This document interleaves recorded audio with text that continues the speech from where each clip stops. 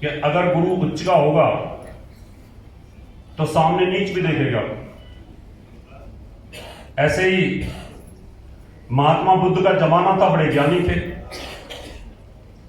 अब महात्मा बुद्ध तो बड़े ज्ञानी, और उनके सामने उतना ही बड़ा एक बिन लादेन, क्योंकि जो आदमी जितना बड़ा ज्ञानी होगा उसके सामने उतना ही बड़ा एक क्रूर आदमी भी पैदा होता है, प्रकृति का नियम है। तो महात्मा बुद्ध की टक्कर में एक बहुत बड़ा चोर था, चोर, उसका भी बड़ा नाम था। तो जब चोर जो सरदार था वो मरने लगा, उसने सारे चोर इकट्ठे किए। उसने कहा भाई सारे इकट्ठे हो जाओ। उसने कहा भैया तू चोरों का सरदार है, तू तो जाने वाला है, अब ये ताज किसी के ऊपर रख दे। बोला तेरा बेटा एक्सपर्ट है चोरी में, तू इसी को सरदार बना दे। तो चोर मरने लगा, उन्होंने अपने बेटे को सरदार बना दिया। तो जितने भी चोर इकट्ठे हुए उस सभा में, उन्होंने कहा भाई जैसे कि रावण से ज्ञान लेने के लिए लक्ष्मण जी गए, ऐसे तू अपने पिता से कुछ ज्ञान तो ले ले जाते जाते कि चोरी की कलाएं बता। मुझे बता देना कितना टाइम हो रहा है। उन्होंने कहा बापू कि तेरा नाम था चोरी में, लेकिन अब तू तो मर रहा है, तू मुझे कोई ऐसी आर्ट बता, कोई ऐसा सूत्र बता, कोई ऐसी शनि की 7.5 का नुक्ता बता कि जिससे मेरी चोरी सटीक हो जाए। उसने कहा देख बात सुन, तू एक्सपर्ट है, हमारा सबसे बड़ा दुश्मन महात्मा बुद्ध है, इसकी जहां प्रवचन हो रहा हो इसके पास मत जाना, भाग जाना वहां से। अगर तूने इसकी बात कोई सुन ली तो चोरी छोड़ देगा। उसने कहा ठीक है, और वो मर गया। मैं इस बात में बता रहा हूं जो मेरी बात ध्यान से नहीं सुनते, क्योंकि आगे से कम सुनोगे तो है ना। अब वो चोर मर गया, कॉन्फिडेंस बिल्डअप था, नया नया जवान था।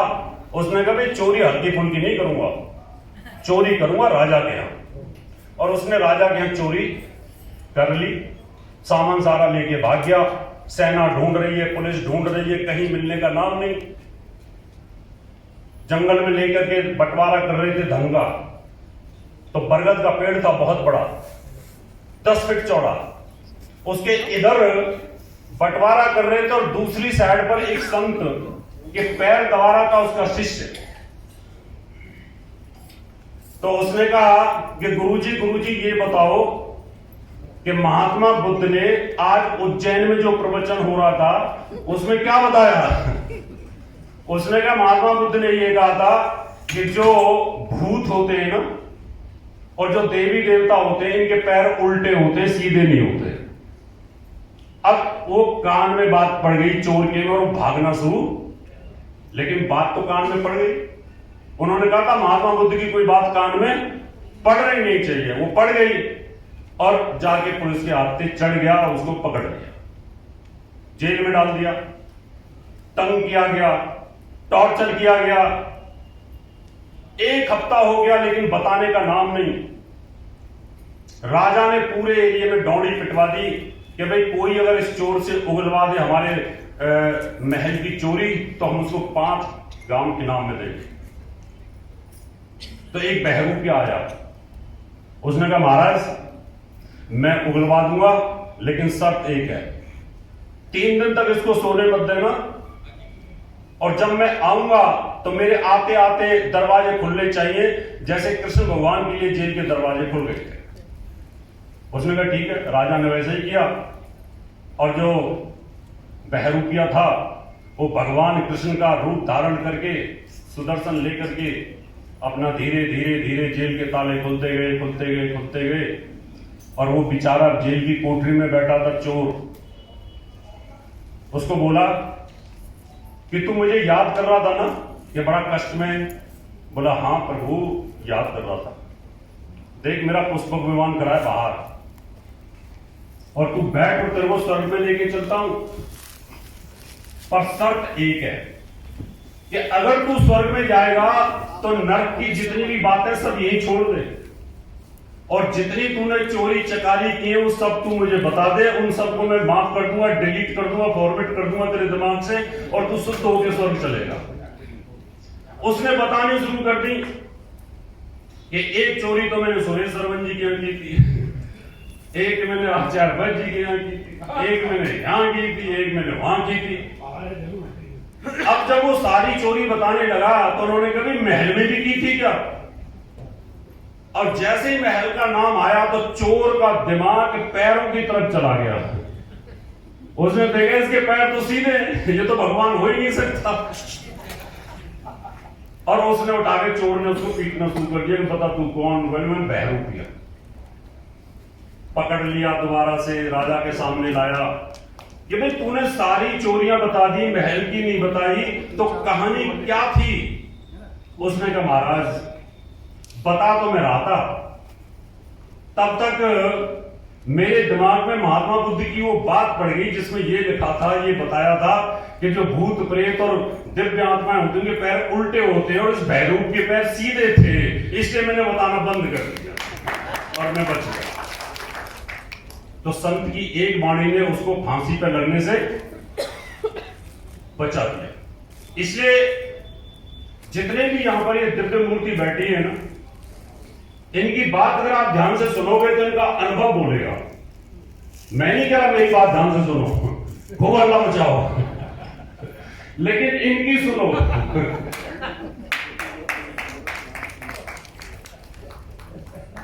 तो शनि की 7.5 कर्क लगन में अगर हो तो आते आते खुशी देगी और जाते जाते कहीं ना कहीं आपको शनि की 7.5 कर्क लगन में मार्केस होती है। अजमा के देख लेगा ना, जिसकी कर्क लगन हो और शनि की प्लेसमेंट अगर खराब है, शत्रु राशि में है, अस्त वगैरह है, तो उस 7.5 के अंदर परिवार में किसी की मृत्यु निश्चित तौर पर होती है। आप आंख बंद करके बोल सकते हो कि भाई परिवार में मृत्यु हुई किसी की।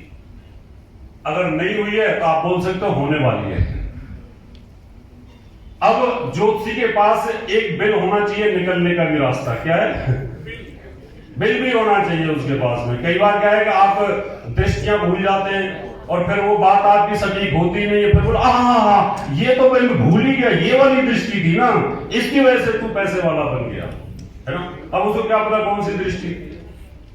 तो कई बार क्या होता है, अगर मान लो आपका शनि ऐसी सिचुएशन में बैठा हुआ है और आप गलती करते हैं, टू एज ह्यूमन, गलती हमसे भी होती है, वो किसी से भी गलती होती है, गलती करना स्वाभाविक प्रक्रिया है। लेकिन फिर भी 90% केसेज में कर्क लगन में अगर शनि 7.5 में है और उसकी प्लेसमेंट अच्छी नहीं है तो कहीं ना कहीं मार्केस निश्चित तौर पर आता है। सिंह लगन में तो बहुत ही बुरा होता है। सिंह लगन में भी मार्केस होता है। छठे भाव का स्वामी है और सप्तम भाव का स्वामी है। छठा भाव रोग, चोट, ऋण, शत्रु, पुलिस केस, मुकदमा, टेंशन, तनाव, परेशानियां, बीमारियां सब है। जितनी भी इस दुनिया में परेशानियां वो छठे भाव में हैं। अगर आप गिन ना पाए तो आप जन्नत जो भी टेंशन से छठे भाव में है। अब जैसे ही शनि 7.5 में लगेगा वैसे ही आपको परेशानी पैदा करनी शुरू करेगा।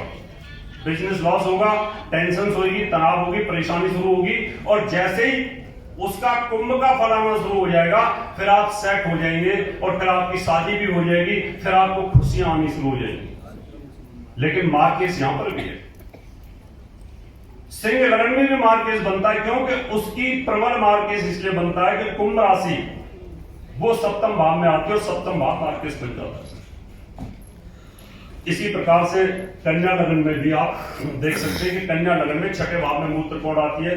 कन्या लगन में जाते जाते नुकसान करेगा और सिंह लगन में आते आते नुकसान करेगा। अगर आप ये फॉर्मूले ध्यान रखोगे तो आपकी प्रेडिक्शन में इतनी एक्यूरेसी आएगी, आपको ऐसा फील होगा कि मुझे बता के तसल्ली हुई और जो मैंने पैसा लिया है ना ये मेरी बरकत में जाएगा, मुझे से कोई नुकसान होने वाला नहीं है कि मैंने अपनी मेहनत का पैसा लिया है, इस व्यक्ति को मैंने बचा लिया। ऐसे 6 लाख से ज्यादा मैं कुंडलियां देख चुका हूं।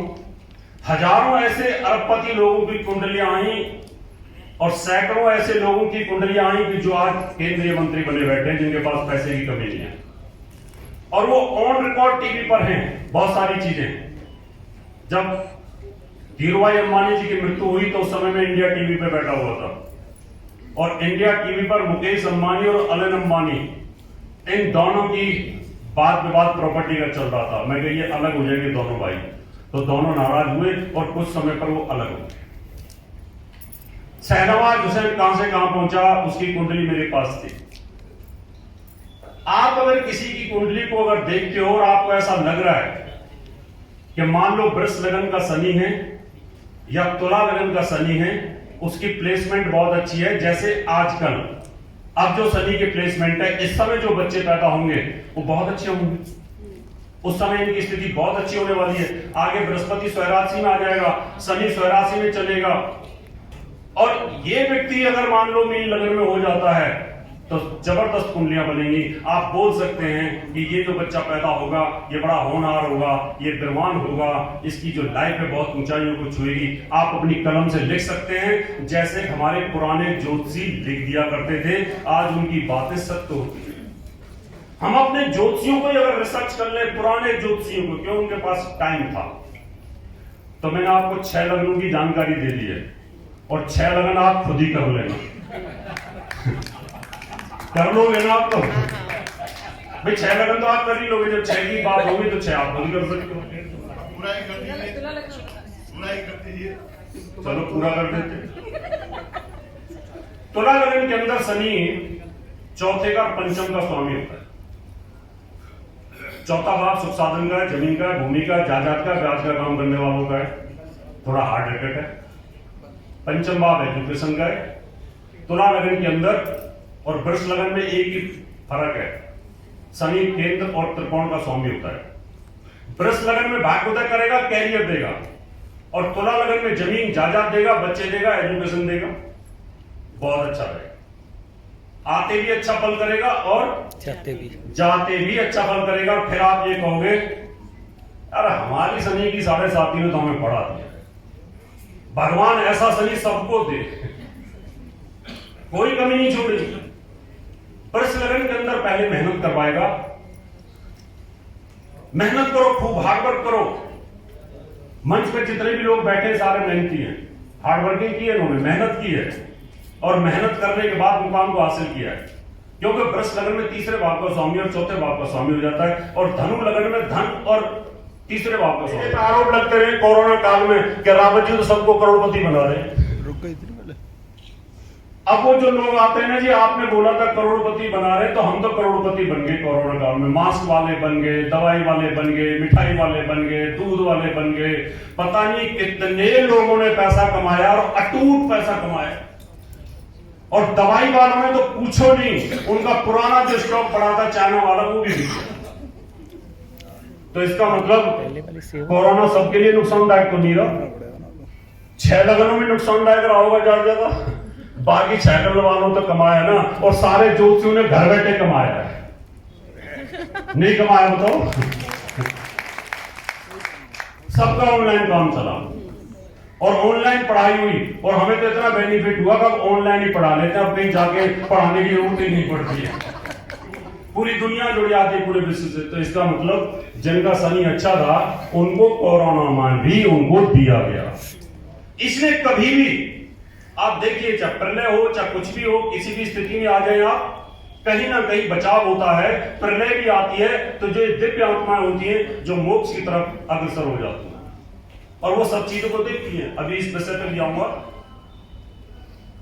अब मान लो मकर लगन किसी की है, मकर लगन में भी शनि मार्केश होता है, और मकर लगन में शनि स्वयं का स्वामी है। इसलिए मकर लगन वालों को कहीं ना कहीं व्याधि बनी रहती है, क्योंकि आपके शरीर का जो लॉर्ड है वो शनि है, और शनि स्वयं बुजुर्ग है, शनि में कुछ कमियां हैं। इसलिए मकर लगन वाले जो होते हैं उनके शरीर में परमानेंट डिसेबिलिटी कोई ना कोई आ ही जाती है, दिक्कत आती है। और जब सेकंड का फल देता है, पैसा भी देगा और मारेगा भी।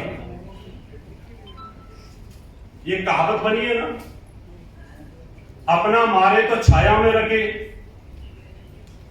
ऐसे ही शनि का यहां पर आता है कि पैसा भी देगा, सम्मान भी देगा, और साथ में परिवार में से किसी को मार भी देगा क्योंकि वो परिवार का स्वामी है। कुंभ लगन के अंदर आते आते बड़े खर्चे होंगे और जाते जाते वो अच्छा फल करेगा। और मीन लगन के अंदर भी आते आते बहुत अच्छा फल करता है और बाद में जितना वो दे के जाता है उतना फिर वो खर्चे करा देगा। खर्चे आपके जमीन पर खर्चे हो सकते हैं, जायदाद पर हो सकते हैं, किसी पुलिस केस में मुकदमे लग सकते हैं, किसी मर्डर में लग सकते हैं, क्योंकि 12 भाव इस प्रकार का है जो तकलीफों का भी होता है, जेल का भी होता है। तो ये 12 लगनों के अंदर आधा टाइम 19 साल की दशा में से आधा टाइम आप एक लगन को दे दें, आधा टाइम एक राशि को दे दें, एक मूल त्रिकोण को दे दें, एक उसकी जनरल राशि को दे दें। 7.5 के अंदर भी 7.5 साल का आधा कर ले, 3.25 साल एक राशि को दे दें, 3.25 साल एक राशि को दे दें। लेकिन इसमें भी किंतु और परंतु है। किंतु परंतु इसलिए है कि गोचर में भी आपको शनि को देखना पड़ेगा, ये भी ध्यान कर लेना। जिनके शनि बाई बर्थ बहुत अच्छे थे, मान लो 92 का कोई बच्चा है, शनि स्वराशि का है या उच्च का उसका बृहस्पति है, और फिर वही शनि गोचर में अगर नीच हो जाए, उसकी दशा चले और आप ये बोलेंगे कि आपको शनि ऊंचाइयों को देगा लेकिन नहीं देगा। और जिनका शनि बाई बर्थ नीच का है लेकिन आप स्वराशि के अंदर चल रहा है, वो नीच का फल नहीं देगा। ये जरूरी नहीं होता, आदमी का स्वभाव फ्लक्चुएट करता है और बदलता रहता है। इसलिए मुझे उम्मीद है कि आपको एक कॉन्फिडेंस बिल्डअप होगा, आपको अच्छा फील होगा और आप जब भी प्रोडिक्शन करेंगे, अगर इस फॉर्मूले को लेकर प्रोडिक्शन करेंगे तो आपके लिए काफी अच्छा हो जाएगा। अब मैं बस आपको मोक्ष के बारे में थोड़ा सा जानकारी देता हूं कि ये जो आत्माएं हैं मोक्ष में क्यों चली जाती हैं। क्या आप मोक्ष में जा सकते हैं? आप इतने विद्वान आदमी बैठे यहाँ पर, 100 आदमी बैठे, 100 से ऊपर हैं, आप सबको बेस्ट अवार्ड मिलने वाला है, तो क्या आप अपने कर्म को सुधार सकते हैं? क्या आप अपने मोक्ष का रास्ता तैयार कर सकते हैं? आप सोचते हैं मुझे अच्छा करना चाहिए, कर सकते हैं। आप अपना कर्म करो, ज्योतिष करो, पैसा लो, ये आपका अधिकार है, क्योंकि विद्या फ्री में कोई नहीं देता। बहुत सारे लोग बोलते हैं फ्री में करो, क्यों करो? द्रोणाचार्य फ्री में करते थे क्या? वशिष्ठ जी फ्री में करते थे क्या? कोई भी ऋषि फ्री में करता था क्या? नहीं। लेकिन उनके पास गाय, घोड़े, असरपियां इतना दे दिया जाता था कि उनके आश्रम में कमी नहीं होती थी। अब असरपी मुझे दिलवा दो मोदी जी से, मैं फ्री में कर दूंगा, क्या फर्क पड़ेगा? जब तनख्वाही दिलवा दो क्या दिक्कत है? तनख्वाह मुझे सरकार दे तो मैं फ्री में बताऊंगा सारा कुछ। इसलिए आप अगर कोई भी चीज फ्री में करते हैं तो लोगों का यकीन और ट्रस्ट नहीं होता, उसमें कहने की कमी आती है। आप पैसा लीजिए, पैसा लेने के बाद आप सुबह ध्यान करिए और शाम को सिर्फ 5 मिनट ध्यान करिए, सिर्फ 5 मिनट। 5 मिनट के ध्यान में आपको यह सोचना है कि मैंने पूरे दिन किया क्या और मैंने कितना झूठ बोला, कितना सच बोला। अगर मैंने झूठ बोल के पैसा भी ले लिया, अगर एक 10,000 का नगद मैंने 15,000 में बेच दिया तो टेंशन मत लो, व्यापार है तुम्हारा। क्या है ये मत सोचना हाय मैंने 5,000 का प्रॉफिट ले लिया। अरे जिससे तुमने लिया उसने भी तो तुमसे लिया प्रॉफिट, वो भी तो आपसे ले रहा है। तो ये जीवन का चक्र है, क्योंकि बिना पैसे के कोई चीज चलती नहीं है। आप शाम को 5 मिनट ध्यान करें, आप ये सोचें कि मैंने कोई ऐसा गलत काम तो नहीं किया जिसकी वजह से मुझे कुछ तकलीफ होने वाली है। और धीरे धीरे धीरे धीरे धीरे धीरे जब आपका अच्छाई का संतुलन बढ़ जाएगा तो निश्चित तौर पर at the time of death, मृत्यु के समय पर आपके चारों तरफ अच्छाइयां घूमने शुरू कर देती हैं। आपको लगता है यार मैंने इतने दुनिया को ज्योतिष सिखाई, इतना अच्छा किया, इतना अच्छा किया, इतना अच्छा किया, टेंशन नहीं है, जाने दो। जब आपके दिमाग में ये चीज आती है मुझे मरने में कोई टेंशन नहीं है, मुझे कोई डर नहीं है, तो आपका रास्ता मोक्ष की तरफ चला जाता है। और मोक्ष रूपी आत्माएं शरीर भ्रमण करती हैं, ये अंतरिक्ष में भ्रमण करती हैं, ये हमें देख सकती हैं। जो भी यहाँ पर आत्मा इधर होगी उज्जैन के अंदर, बड़ी बड़ी आत्माएं यहाँ पर सिद्ध आत्माएं, वो सुन रही होंगी, यहाँ पर ये सुन रही होंगी और उनको भी देख रही होंगी जो आपस में बात कर रहे हैं। वो बोलेंगे देखो ये आपस में बात कर रहे हैं, सुन नहीं रहे, उनको भी सुन रही होंगी। इसलिए दीवारों पे भी कान होते हैं। क्या होते हैं? दीवारों पे कान इसलिए होते हैं कि आपका ब्रेन भगवान के सर्वर के साथ जुड़ा हुआ है। आप अगर यहां गलत करोगे तो वहां आपका प्रिंट आउट हो जाएगा।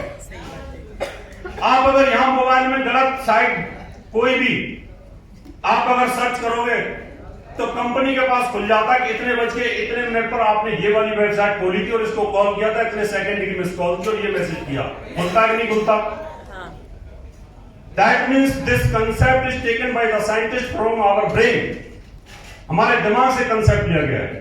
अगर आप घर बैठ के भी अगर गलत सोच रहे हो तो आप पाप के भागीदार हैं। तो इसलिए ये जो दिव्य आत्माएं हैं रामकिशन जी की, वो मोक्ष रूप की है। और मोक्ष की जो आत्माएं होती हैं वो हमें देख सकती है, हम उनको नहीं देख सकते। क्यों नहीं देख सकते हम? क्योंकि हमारे पास वो दृष्टि नहीं है जो उनके पास दृष्टि होती है। ये बड़ा आध्यात्मिक विषय है।